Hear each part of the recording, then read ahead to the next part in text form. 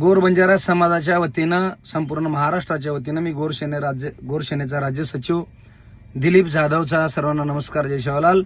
या शासन प्रशासनाला मला हात जोडून विनंती करून सांगायचं आहे, फडणवीस साहेब, मागच्या 17 ऑक्टोबरपासून आमचा समाज बांधव म्हणजेच गोर लढवय्या एक तरुण तडफदार नेतृत्व आमचा विजय भाऊ चव्हाण 17 ऑक्टोबरपासून जालना जिल्हाधिकारी कार्यालयासमोर उपोषणाला बसलेला आहे.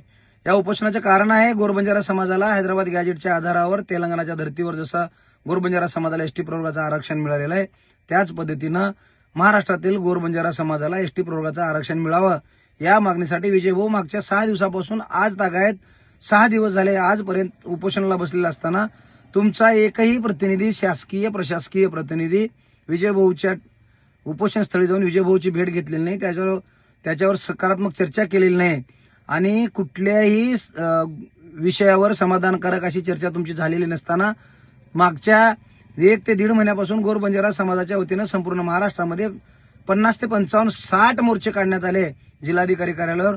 त्या मोर्चाची दखल सुद्धा या शासन प्रशासनानं घेतलेली नाही, त्यावर सुद्धा कुठली चर्चा करून मार्ग काढलेला नाही.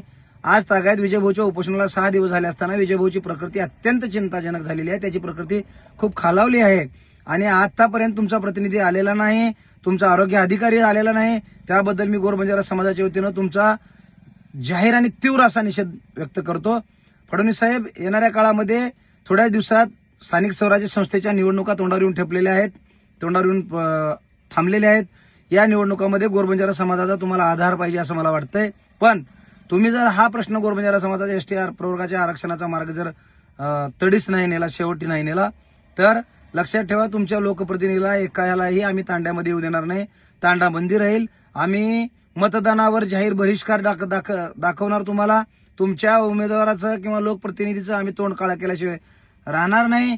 तात्काळ तुम्ही विजयभाऊची भेट घेऊन आमच्या मागणीला जर यश नाही प्राप्त करून दिलात तर येणाऱ्या काळामध्ये रास्ता रोको होईल, आंदोलने होईल, परत आणखीन उपोषण होईल, जाळपोळ होईल. महाराष्ट्राचं एक तीव्र अशा पद्धतीचं आक्रोश तुम्हाला समाज बांधवाचं बघायला मिळणार आहे आणि यामध्ये जे काही कायदा सुव्यवस्थेचा प्रश्न निर्माण होईल त्याची सर्वस्वी जबाबदारी फडणवीस साहेब, शासन आणि प्रशासनाची राहील.